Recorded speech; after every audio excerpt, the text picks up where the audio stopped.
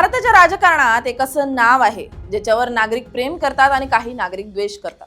जिथं सगळ्यांचे विचार संपतात तिथंच त्यांचे विचार सुरू होतात। अनेकांनी त्यांना एक नावही दिलंय। जेव्हा कोणत्या राज्याचा जय किल्ला पडते, जेव्हा निवडणुकांचं गणित रात्रीत बदलतं, जेव्हा कोणी समजू शकत नाही खेळला झाला तरी कधी, तेव्हा फक्त एकच नाव चर्चेत असतं आणि ते नाव म्हणजे अमित शहा यांचं। भारतीय जनता पार्टी आणि समर्थक अमित शहा यांना चाणक्य म्हणतात। भारतातील नागरिक त्यांना असं रणनीतिकार म्हणतात जे भाषणानं कमी आणि कृतीनं भीती निर्माण करतात। पण कधी आपण विचार केलाय का, जो व्यक्ती शेअर बाजारात होता, जो लहान व्यावसायिक होता, तो 140 करोड देशाच्या नागरिक, सत्ता, राजनीती आणि देशाच्या सुरक्षेचा सर्वात ताकदवार चेहरा कसा बनला? नमस्कार, मी स्नेहल चौधरी, आपण पाहत आहात LS मराठी। अमित शहा यांना जग चाणक्य म्हणतं, पण ते फक्त तेच नाहीत। भारताचे ते रणनीतिकार आहेत ज्यांनी भारताची राजनीती पूर्णपणे बदलली आहे। त्यांच्यामुळे भारताच्या राजनीतीचा पॉवर बॅलन्स बदललाय। देशातील अनेक राज्यात भाजपची सत्ता तर लांबच होती, अनेक राज्यांमध्ये भाजपचा एक आमदारही निवडून येणं कठीण होतं। त्या राज्यांमध्ये आमदारच नव्हे तर भाजपाची सत्ता आणली। त्यामागे एकच नाव, ते होतं अमित शहा यांचं। अमित शहा इतके ताकदवर आज आहेत, पण एकेकाळी विरोधक त्यांच्यावर हसायचे।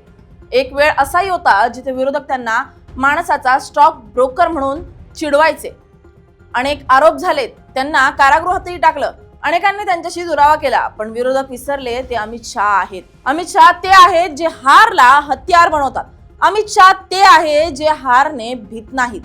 माणसाचा तो मुलगा भारताच्या सत्ताचा गेम डिझायनर कसा बनला? अमित शहा यांच्या राजनीतीची सुरुवात गल्लीत पोस्टर चिटकवण्याला झाली। 13 वर्षांचे असताना अमित शहा यांनी निवडणुकीचं पोस्टर चिटकवलं होतं। शहा 1982 मध्ये अखिल भारतीय विद्यार्थी परिषदेचे जॉईंट सेक्रेटरी बनले। इथं त्यांचं प्रथम राजनैतिक नेतृत्वाचं पद होतं। अमित शहा यांचं राजनीतीमध्ये येणं सरळ नव्हतं। त्यांच्या वडिलांची इच्छा होती की ते व्यावसायिक बनावे। एक वेळी तर वडिलांनी सांगितलं, तू राजनीती सोड, नाही तर घरातून निघून जा। एका सेकंदाचाही विचार न करता अमित शहा संघात गेले। 1987 मध्ये अमित शहा यांनी भाजपमध्ये प्रवेश केला। शेअर बाजारातून ते शिकले की बुडणारा स्टॉक कसा ओळखावा आणि त्यातून नफा कसा कमवावा। राजकारणात आल्यानंतर त्यांनी याच तंत्राचा आधार घेतला, जिथं प्रत्येक मतदान केंद्र हा एक शेअर होता आणि प्रत्येक मतदार हा एक गुंतवणूकदार। अहमदाबादच्या नारायणपुरा येथे अमित शहा यांनी कार्यालय बनवलं।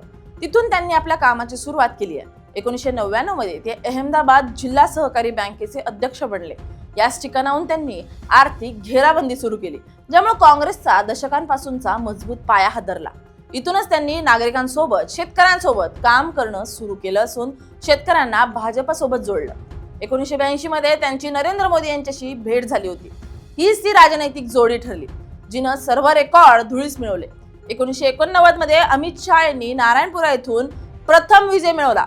शहा यांनी महापालिका निवडणूक लढवली तेव्हा अनेकांनी म्हटलं, हा मुलगा काय करणार, पण त्यांच्यात काय क्षमता आहे आणि ते काय करू शकतात हे तेव्हा कोणाला समजलं नव्हतं। अमित शहा यांच्या दिल्लीतील सत्तेचा पाया 2014 मध्ये रचला गेला। जेव्हा त्यांच्याकडे उत्तर प्रदेशची जबाबदारी दिली तेव्हा तिथं भाजपची स्थिती कमकुवत होती, पण त्यांनी सोशल इंजिनिअरिंग आणि बूथ मॅनेजमेंटद्वारे 80 पैकी 71 जागा जिंकून देत दिल्लीच्या राजकारणात आपला दबदबा निर्माण केला। 2014 मध्ये भाजपचा राष्ट्रीय अध्यक्ष बनल्यानंतर त्यांनी पक्षाला केवळ निवडणुकीपुरतं मर्यादित न ठेवता ती एक 24 तास कार्यरत राहणारी यंत्रणा बनवली। मिस्ड कॉल मोहीम राबवून भाजपला जगातील सर्वात मोठा राजकीय पक्ष बनवण्याचे श्रेय त्यांनाच जातं। शहा यांनी निवडणुका जिंकण्यासाठी 50 प्रमुख ही संकल्पना घराघरात पोहोचवली। मतदारांच्या यादीतील प्रत्येक पानासाठी एक कार्यकर्ता नेमून त्यांनी मतदानाच्या टक्केवारीवर नियंत्रण मिळवलं। ईशान्य भारतातील राज्यांमध्ये जिथं भाजपचं अस्तित्व नव्हतं तिथं त्यांनी कमळ फुलवून दाखवलं।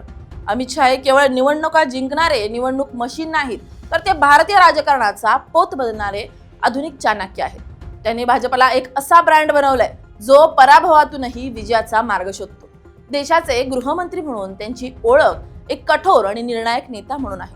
कलम 370 रद्द करणे, राम मंदिर उभारणीचा मार्ग सुकर करणे आणि देशांतर्गत सुरक्षा मजबूत करणे यात त्यांची भूमिका अत्यंत महत्त्वाची आहे। मोदी शहा यांचा 40 वर्षांचा जुना विश्वासाचा धागा नरेंद्र मोदी आणि अमित शहा यांचं फक्त राजनैतिक संबंध आहे असं लोकांना वाटलं, पण ते दोन शरीरं, एक विचार आणि असा तालमेल जो आजवर कोणालाही उलगडता आलेला नाहीये। अहमदाबादच्या त्या इन्कम सर्कल मधील छोटीशी भेट आज दिल्लीतील सर्वात मोठ्या शिखरापर्यंत पोहोचली आहे। आणि या सर्वांमध्ये एक गोष्ट आहे, ती म्हणजे पूर्ण विश्वास या नात्यातील सर्वात मोठी गोष्ट म्हणजे शहा यांनी कधीही मोदींवर स्वतःची चमक दाखवण्याचा प्रयत्न केला नाही. या दोघांनी घराणेशाहीला दूर सारून नवीन राजकारणाची सुरुवात केली. विरोधी नेते आणि त्यांना तानाशाही म्हणतात. मोदी आणि शहा यांची ही जोडी भारतीय लोकशाहीच्या इतिहासातील एक अभेद्य भिंत बनली आहे.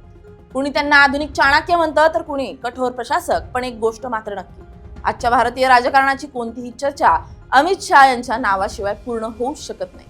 तुम्हाला काय वाटतं आम्हाला नक्की कळवा.